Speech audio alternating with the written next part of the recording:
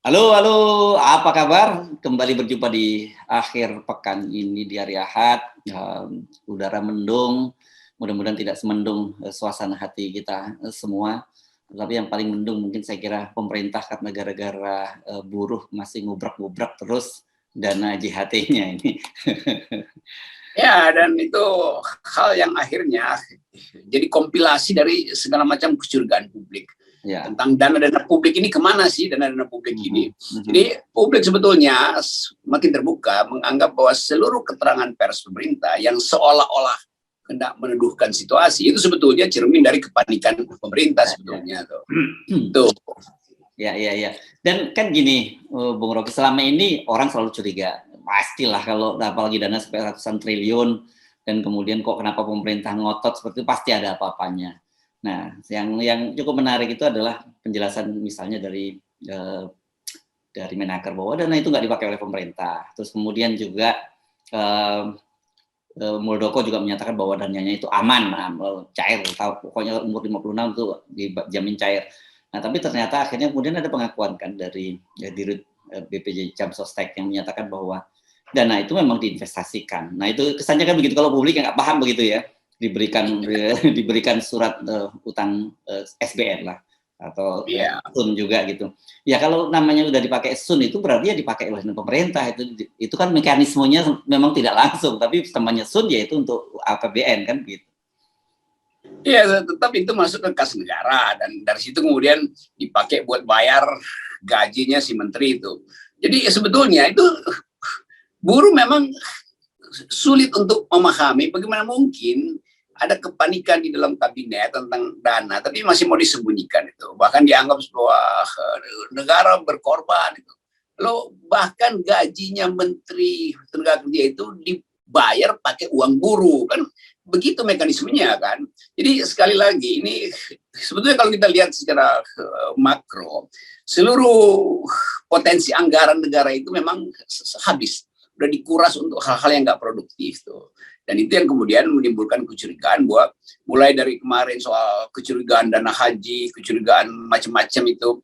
Jadi sekali lagi dana publik yang harusnya itu kembali dalam bentuk manfaat pada si pemberi pinjaman, tadi ya buruh, tadi ya jemaah haji segala macam, itu diputer-puter seolah-olah pemerintah tidak mengerti bahwa kita mengerti kemana arah kebijakan. Lain misalnya, kalau pemerintah bilang kami sukses dalam ekonomi, maka nggak ada buruh yang mempersoalkan. Dia percayain aja mau ditanam di SBN, kayak mau dipakai buat main saham, mau ditaruh di tax haven, buruh nggak peduli itu. Atau dana haji juga begitu. Tapi kan nggak ada semacam tanda bahwa ekonomi ini membaik. Setiap kali terlihat anggaran yang ugal-ugalan, World Bank tegur, hati-hati pemerintah tuh, karena COVID masih panjang, supply chain global masih terganggu itu. Tapi pemerintah nggak peduli. Akhirnya kan terlihat bahwa memang nggak ada uang, dan itu yang diucapkan langsung dari dalam kabinet melalui Menteri PUPR bahwa belum ada dana untuk bangun ibu kota baru, tidak ada dana untuk meneruskan kereta cepat segala macam. Jadi semua potensi mangkrak itu ada di depan mata. Nah sekarang publik bikin logika, kalau potensinya mangkrak dan harga bunga utang luar negeri itu mahal untuk bikin pinjaman baru, ya pasti dicari dana-dana yang paling mudah untuk diputer-puter, yaitu dana publik, termasuk yang paling besar adalah 500 triliun dari dana tabungan buruh itu kan. Jadi masuk akal kalau buruh tetap nggak percaya, mestinya begitu. Kemarin buruh nggak percaya bahwa itu adalah sekedar kong kaling kong dari menteri karena statusnya keputusan menteri itu. Dan menteri sekarang udah ngaku bahwa enggak, iya bukan saya, itu hasil keputusan kabinet. Jadi presiden tahu, karena itu harus koordinasi dengan menteri kehakiman. Menteri kehakiman oke, lanjutkan peraturan menteri itu tuh, lalu dikirim ke sekretaris kabinet atau sekretariat negara supaya dicatatkan di dalam lembar negara. Jadi semua prosedur itu ada buktinya bahwa presiden mengizinkan itu. Kan itu intinya sebetulnya tuh, sehingga orang curiga. Jadi kalau tadinya turunkan menteri, ya akhirnya menteri bilang bukan saya yang salah, itu adalah pada presiden. Sekarang tinggal buruh teruskan aja logikanya, turunkan presiden atau minta pertanggungjawaban presiden. Jokowi harus tanggung jawab, kira-kira begitu kan, JHT, Jokowi harus tanggung jawab. Jadi itu fair sebetulnya, dan nggak ada semacam hoax apa segala macam. Kan semuanya akhirnya ngaku kan. BPJS tenaga kerja bilang ya memang kami pakai itu, dan bahkan seberapa tadi 90% itu dipakai buat beli surat utang negara, ditanam di situ. Ya, dan saya kira kan gini, kalau kemudian KSP menjadikan jaminan duit itu aman, saya kira publik itu juga belajar dari berbagai kasus gitu ya. Bagaimana ada korupsi di Asabri, itu kan juga duit tabungan, ada di Jiwasraya, bahkan juga di yang terbaru ini juga saya kira di Jamsostek juga ada di kasus yang dipersoalkan oleh Said Iqbal ini sampai 120 triliun. Jadi bagaimana mungkin mereka kemudian bisa menyatakan bahwa gitu itu aman gitu, karena fakta-fakta ini menunjukkan bahwa sepanjang 2020 sampai 2021 itu banyak sekali kasus-kasus dana-dana simpanan itu yang kemudian dikorup oleh para pengelolanya. Tapi kan ada prinsip, kalau pemerintah bilang aman ya aman. Kalau pemerintah bilang terjamin ya terjamin. Jadi bahasa pemerintah itu akhirnya begitu tuh, mulai dari Menko, Menteri Info Pak Joni kalau ngomong kan begitu, udah percaya aja sama pemerintah tuh. Mahfud juga sama istilahnya tuh, kami jamin aman. Muldoko juga begitu. Ya tapi itu jaminan verbal. Di dalam fakta, secara faktual, seluruh perencanaan itu mengarah pada korupsi. Maka nggak ada yang percaya jaminan itu kan. Jadi sekali lagi kita mau sebetulnya ada semacam pengakuan lah dari pemerintah. Kan kalau pemerintah mengakui bahwa oke, kami memang lagi kesulitan, ya biasa aja kan, masyarakat Indonesia itu penuh dengan gotong royong, solidaritas. Tapi begitu dibantah berkali-kali, dengan mudah investor asing juga kasih sinyal, ya emang nggak bisa kalau kekuasaan itu menyembunyikan data ekonomi secara palsu. Nah itu yang menunjukkan bahwa seluruh MOU yang pernah digembar-gemborkan Jokowi nggak ada satupun yang masuk kan. Dan sebetulnya kan semester 2 semester lalu juga Jokowi investasi nggak ada satupun yang masuk, bahkan ada yang membatalkan. Begitu banyak investasi yang batal tuh di bidang ekstraktif, di bidang pertambangan industri berat kan batal semua tuh yang statusnya MOU itu kan. Jadi itu yang bikin pemerintah panik, dan kita bisa baca kepanikan itu dari semakin kuatnya pemerintah meyakinkan enggak, ini enggak akan gagal. Iya, enggak akan gagal, tapi tanda-tanda pemerintah memulihkan ekonomi enggak mampu tuh. Jadi sebetulnya itu yang terjadi. Ini cuma soal psikologi aja sebetulnya. Iya. Tapi saya kira dalam situasi persoalan ini kan sebenarnya seperti yang Anda sebutkan tadi ya, tidak ada kejujuran saja ya. Sebenarnya kalau pemerintah menyampaikan secara jujur, tapi gini loh Bung Rocky, seperti Anda bilang, oke lah jujur lah. Tapi kan Anda tahu bahwa sekarang public distrust begitu meluas, dan cara yang paling mungkin adalah pemerintah ya selalu membuat kebohongan-kebohongan baru gitu. Ya masalahnya kebohongan itu cuma boleh 2 kali dilakukan.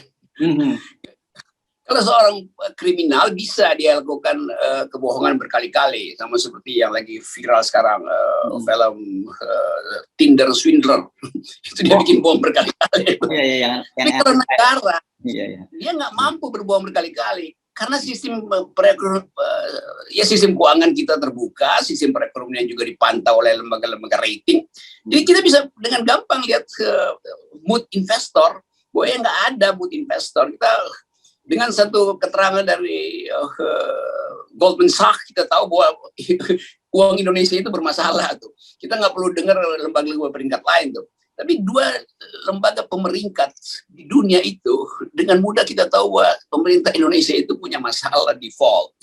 Jadi soal-soal begituan tuh yang seolah-olah kita nggak bisa akses informasi luar negeri. Nah itu yang mesti kita terangkan pada buruh, bahwa memang uang buruh itu dipergunakan untuk hal yang ugal-ugalan, dan buruh sebetulnya tahu itu dari awal. Nah, satu-satu mulai terbuka bahwa ternyata ada korupsi juga dan potensi kerugian 20 triliun di BPJS tenaga kerja. Dan orang semacam Said Iqbal yang ya saya kenal wataknya tuh, dan mungkin dia masih sopan itu untuk menunjuk hidung kabinet yang dipimpin oleh Jokowi itu, karena ya macam-macam pertimbangan lah, dia sekarang lagi punya partai juga tuh, harus siksa sedikit.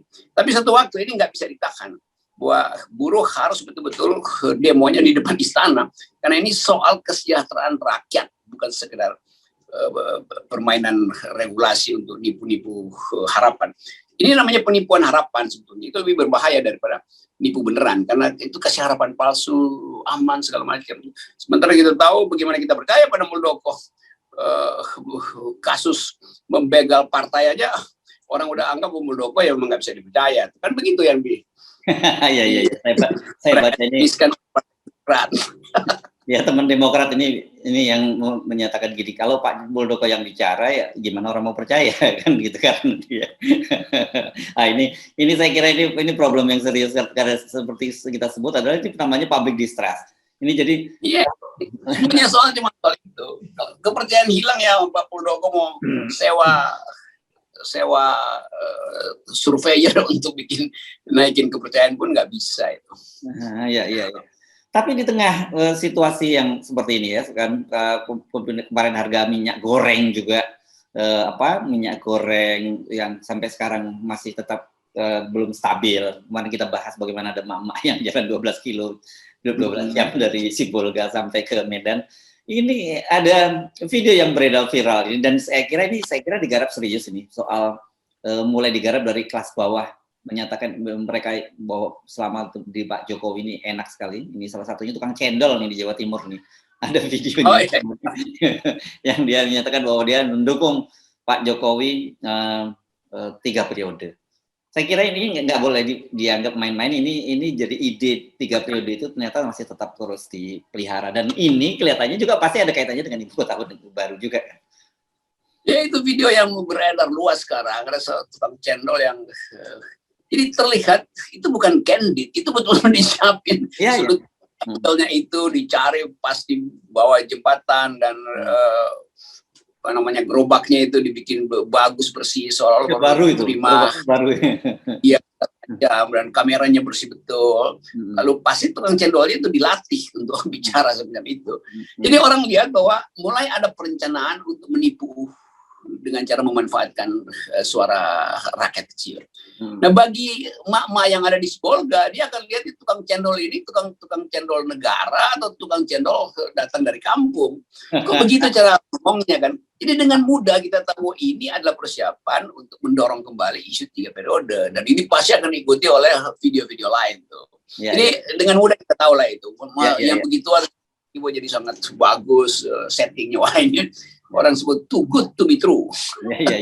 Ini untungnya dia milihnya tukang cendol, bukan tukang bakso gitu. Kalau tukang bakso orang kan nanya, ada hatinya mana bang? Gitu.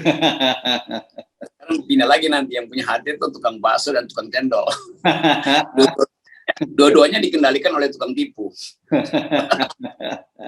Jadi sekali lagi, meskipun para pimpinan partai politik sudah menyatakan bahwa jadwal pemilu tetap akan tahun 2024, dan kemudian soal tidak akan ada amandemen Undang-Undang Dasar 45, tetapi ini kelihatan sebagai tangan-tangan kekuatan tertentu yang tetap bergerilya di balik itu semua.